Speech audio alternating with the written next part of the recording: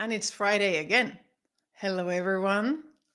Welcome to the last February. Goodness, it's already end of February. Level Up Live with me. Wherever you are joining me from, either from StreamYard or from YouTube or from LinkedIn, feel free to ping me a little hello. That would be lovely so I know who is joining and from where. Let's start. So today we are looking at the topic of resilience. We've been focusing during the entire February on well-being, burnout, how to spot burnout, how to measure stress. And right now I'm going to kind of close it in with how do you actually build cultures of resilience. And that's going to be our topic for today. Let's move ahead. And those who are joining me for the first time, I am Zora. Very shortly, 20 years in HR, different companies, Apple 9 years, most recently Ericsson, Deloitte, IKEA. And from my background, I'm a licensed psychologist. So whatever I present and do come from evidence-based methods and neuroscience. Today you'll get a load of that as well. Brain is my favorite kind of human organ, so to say. And then I am an executive and culture developer, so I support executives when they want to kind of level up their own leadership impact. And also I support cultures who want to reset the way they lead their teams and how it feels to be in those cultures. But let's dive in, right? What are we looking today in our agenda? As promised, I'm gonna give you some brain science to resilience. And this is the kind of things that once you hear it, then sometimes it clicks why this is important. So that's why I also help to unfold these topics to leaders so they understand the biology in addition to the psychology. Then we will look at something called 85% rule that is coming from the athletes. And we talk about vulnerable leadership. And at the end, as always, I have a little tool for you that you can try even today or next week if you want to. It's a team activity. You can do it as a personal activity too, but I've really engaged to kind of help spark conversation with your team about it. If you have any questions along the way, feel free to just drop them in the chat and I'll do my very best to answer them. Hello, Maria. Good to see you again as well. Hope Chicago is treating you well, the weather there. Right. Zoom, eat, sleep, repeat. A bit too common topic these days versus reset and rest and reset. What I'm going to share with you first is this brain science to resilience. And this is actually looking into a study that Microsoft did some years ago about how does human brain react to when there's no breaks. And this is Zoom, eat, sleep, repeat mode. And also we are going to look at what is needed. What does brain need to be creative? So what you see in this picture is basically measurements of the so-called beta waves. We have different types of waves within our brain, and I will go through the other ones as well for you so you understand that. But beta waves are the ones that help us stay alert and get through the day. Those who are, for example, suffering from depression or some neurodiverse with ADHD, this is beta waves are at times they're challenged, that you can see that they don't have enough of this in their brains. But there's the other side of it as well. So let's dive into it. So beta waves help you actually to stay focused, stay alerted. It helps you solve problems, cognitive tasks, and critical thinking. And what you see here is an example. This is from the Microsoft study. You have example of from the top to bottom of 4 meetings. And in this, you go, the individual goes into the first one, and you can see that their brain is in a less stressed state at that point. So the beta waves are not yet strongly active. And that's maybe their 8 a.m. or 9 a.m. meeting. Then, like we said, Zoom, eat, sleep, repeat. There's no break, and they go to the next one and to the next one. And at that point, the brain starts to say, hold on, I don't have any time to recover. And the beta waves significantly increase. Surely, the focus to alertedness increases as well. So we all know how if we do a full morning or afternoon of back-to-back meetings, we can stay focused. But beta waves create linear thinking, very, very much focused thinking, not creative thinking. So at the end of the day, let's imagine this has been your morning, and in the afternoon you have or maybe the fourth meeting for you is a brainstorming meeting or creative workshop. Well, biologically, your brain is not there if you've been having back-to-back meetings, because your brain is flooded with beta waves and it's focused on linear, like let's just get this task done. On the right-hand side, you can see they then did the same exercise with people that they gave in between the meetings a 10-minute break, a short break. They could go outside, breathe, walk, whatever they needed to kind of reset and rest for a moment.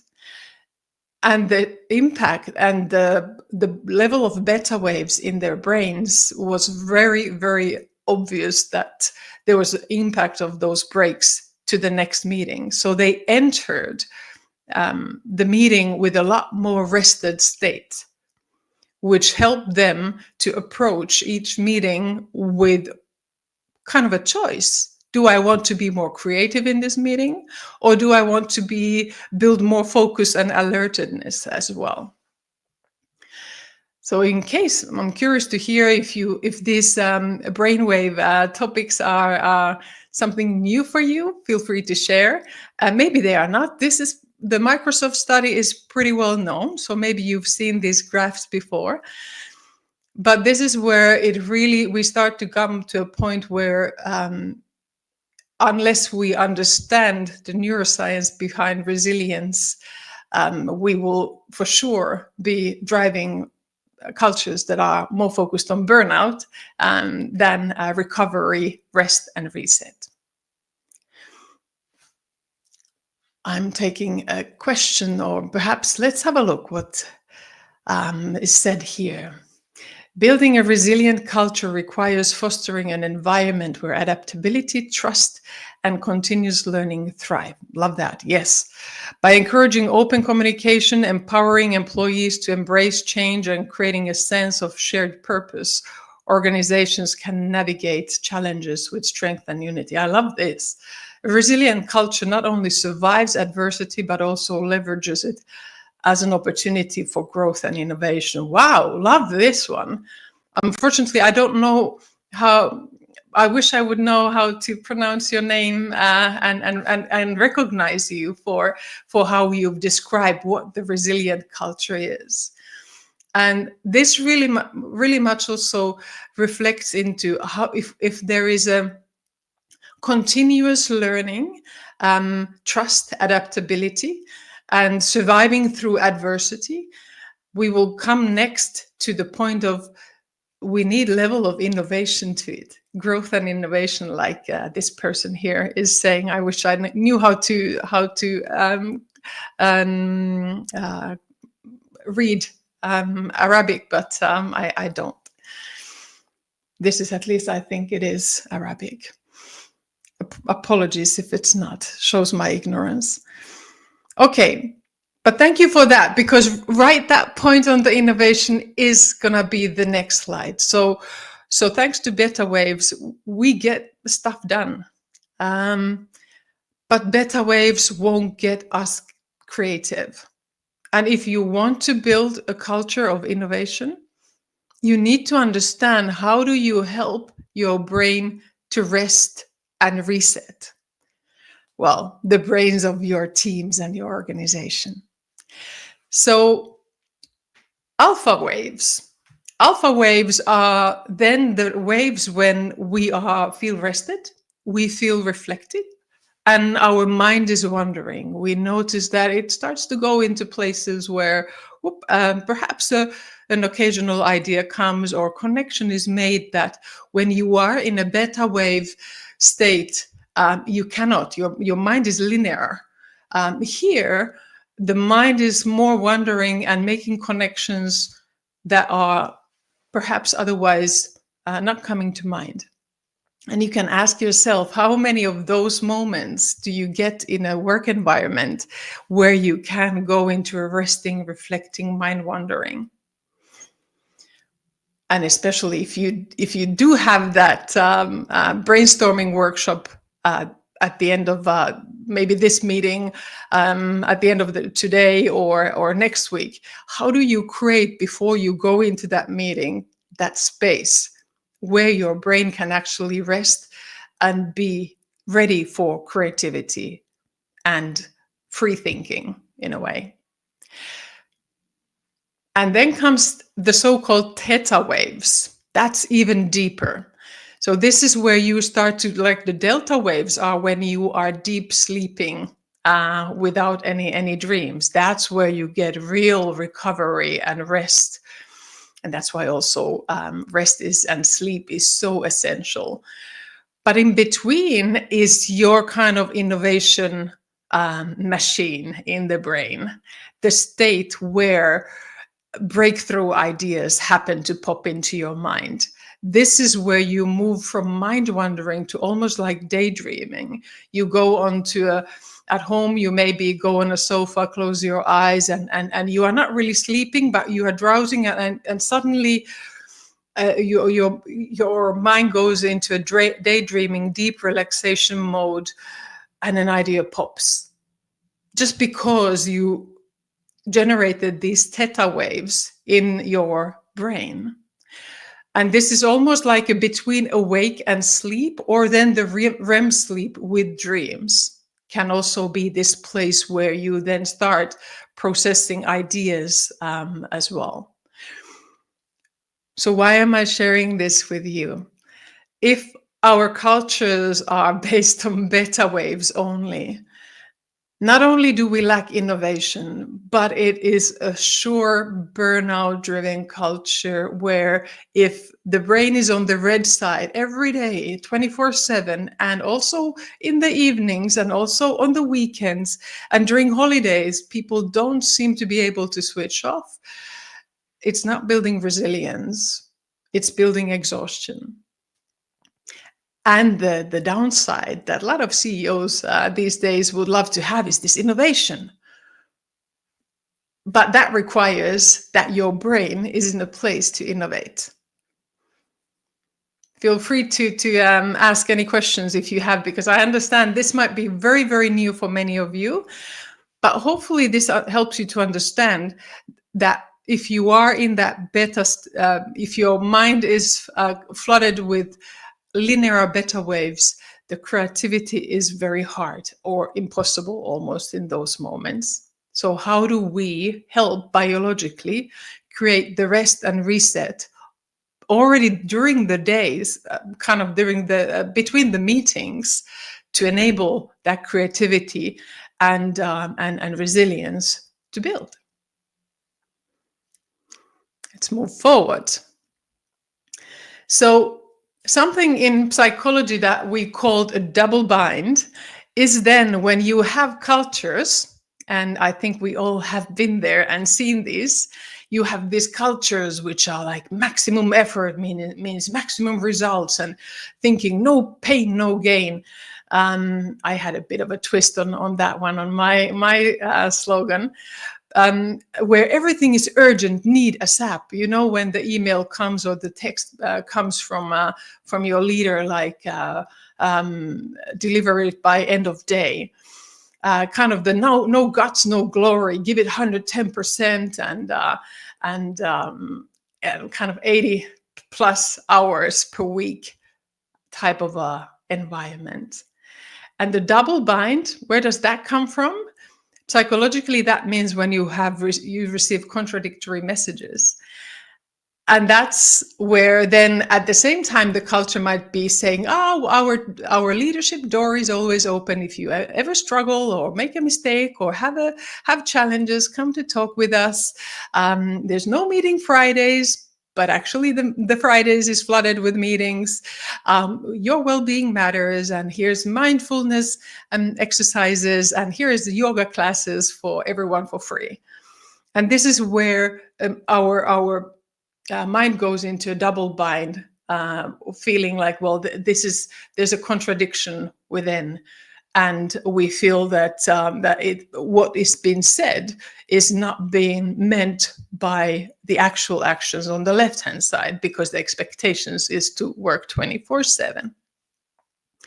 And this psychologically then also leads into exhaustion, frustration, resentment, and all those that fuel not high performance, but actually exhaustion, burnout, toxicity, and attrition.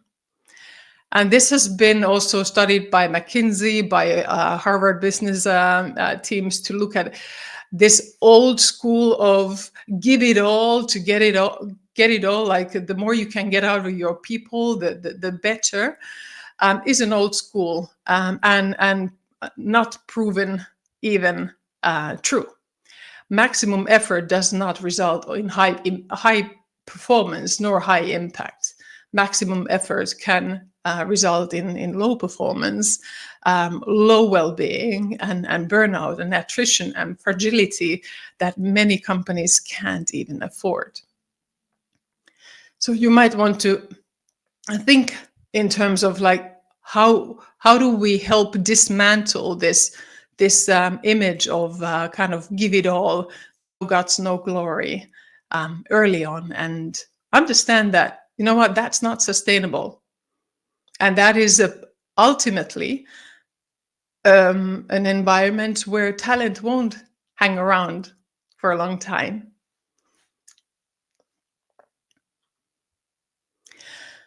Let's look another one, which is the 85% rule from athletes, which helps to build into this idea of, well, if giving it all is not good, then what is? Here's the answer. Carl Lewis.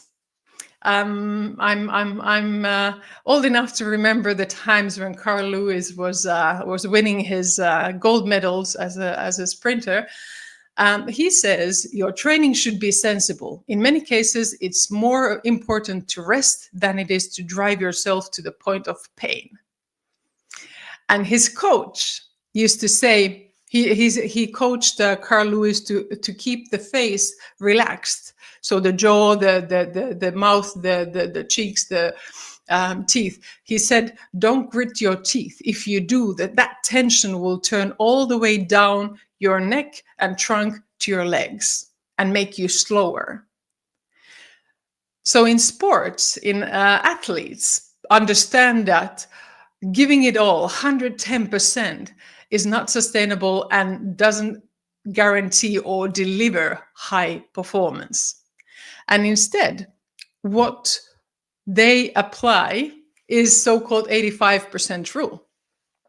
Instead of saying, I'm now performing at 110%, which is an unsustainable, exhaustive place, for a long term and creates resentment, frustration, and our brains are flooded with beta waves 24/7. What is the 85% of that? How do we consciously stop and start to kind of hit that sweet point, sweet spot, as they call it, the 85%? Instead of always going above and pushing to the limit, where is the sweet spot of 85% where we are feeling that we are performing, but we are not exhausting? And what also Harvard Business Review was saying, like, how do we apply this 85% rule into business environment? And what will happen if we do is we will reduce this kind of group of people who are engaged but exhausted. And usually those might be even your high performers who are potentially updating their CVs. So if instead of saying, well, give it your 110%, how can we help them to say, you know what, let's get you to the sweet spot of 85%. The same applies to kind of moving away. When you are in that linear beta wave state, your brain is wanting to just solve every bloody detail and make it perfect. And that is, as we know, stalls teams and moves away from progress, and also stops us from innovating if we thrive for perfection. So the 85% rule is also helping with that, saying, you know what, 85% is fine. We don't need to have this excellence of 100%. We need 85%, and the rest is manageable risk we can handle. And what I love really is this moving from let's work 24/7 to let's call it a day. And leaders understanding, you know what, this ambiguous, like, we let you decide how long you work, and work-life balance and well-being is everybody's unique kind of need and decision. But if leaders leave it ambiguous, then there might be this expectation of that no guts, no glory, give it 110%. But if leaders find themselves more often saying, hey, let's call it a day. I've seen everybody has worked a lot today. Or a meeting. Let's finish up 10 minutes earlier. I think we all need a break. That is when we start to move away from that beta wave state and create place for people to rest and reset and be ready for some creative and resilient thinking. So vulnerable leadership, what is that? Let's look at first the opposite. The always. Able. Able is not one of my favorite words in this context. Always capable, always durable, always available, always immovable, unshakable, unbreakable, untouchable, irreplaceable.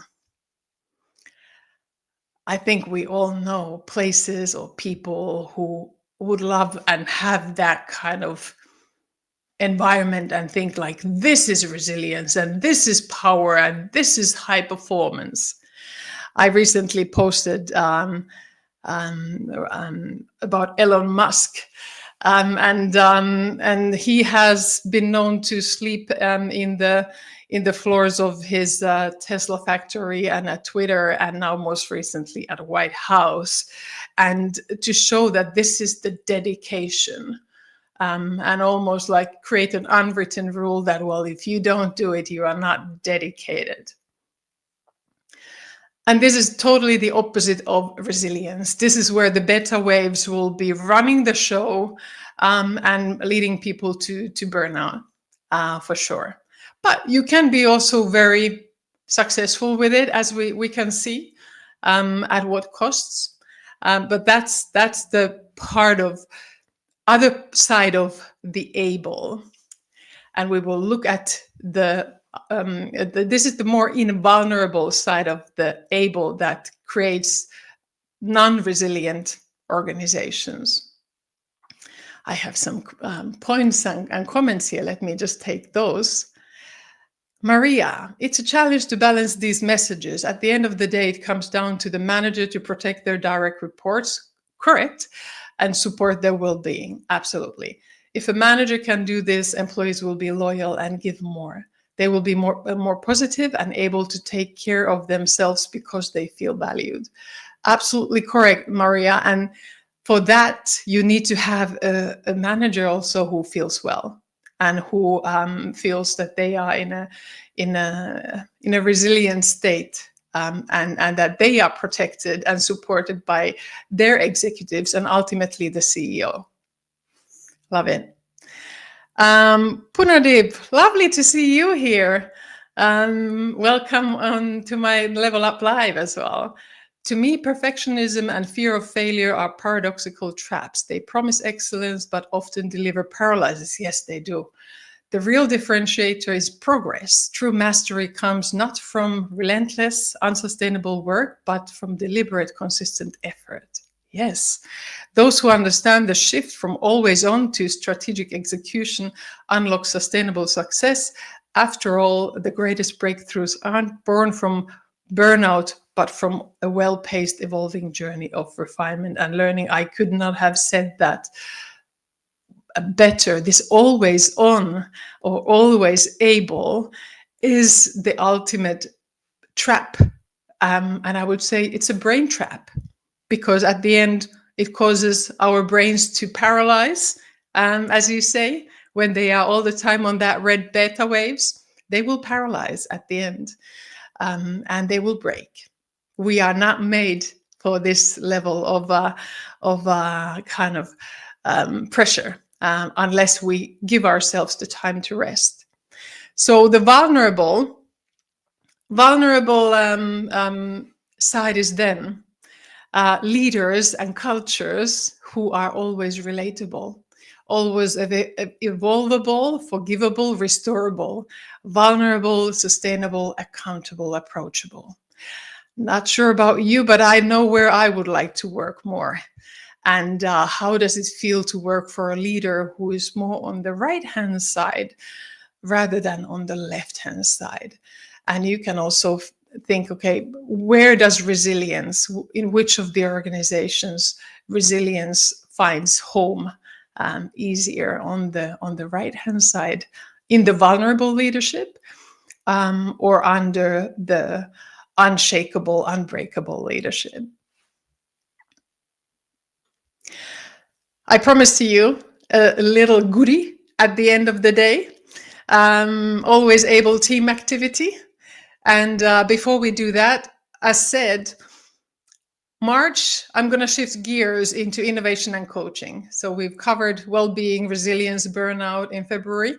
In March, we dive into a totally different topic, but I had to cover these topics before talking about innovation and coaching, because as we say, innovation does not live in an exhausted brain. So join me there. And here we go, the able bingo. As you can see, sometimes I can be a bit cheeky with my tools, but yeah. So those the previous able words are here now in this bingo, and there are a couple of ways you can play this with your team or by yourself as well. So you can say, okay, bring it to your team meeting and say, how did you feel this week, and let them cross their whatever they felt. And you can call some of these out and see who felt capable, who felt sustainable, who felt approachable. And obviously, the idea is not to have a bingo, but to have a conversation and have insights. Then you can also go a bit deeper and say, how do we work as a team? And do the same. And if you are really feeling brave, you can also ask them, how am I as a leader? Because you want to know, which side are you? Are you been seen as more the vulnerable leader, who is restorable, evolvable, approachable, relatable, who fails and struggles just like everyone else? Or are you the unbreakable, unshakable, unrelatable one? Or then you can also go on a cultural level and say, what does our culture need to be? And see what do your teams feel that is maybe missing or should be there, or how they perceive the culture. Very good. So go ahead, give it a go. The idea is to spark conversation about resilience. And you know what these words and the kind of duality behind is. And you can lead that conversation. I took away the green and red ones so that people don't feel when your teams are filling this in that there's a right or wrong answer, as there isn't. This is really to help spark conversation around resilience and how do leaders build that by their example of being a vulnerable a leader who is human, not a superhuman. Where can you find this? As always, on my lounge. It's gonna go in there in a couple of minutes as I managed to put it up. And next one is next Friday again. Hope to see you there. If you have any questions, happy to still take them. Otherwise, I wish you a really, really nice weekend. And thank you for joining on a Friday afternoon, my session today. Have a wonderful weekend, everyone.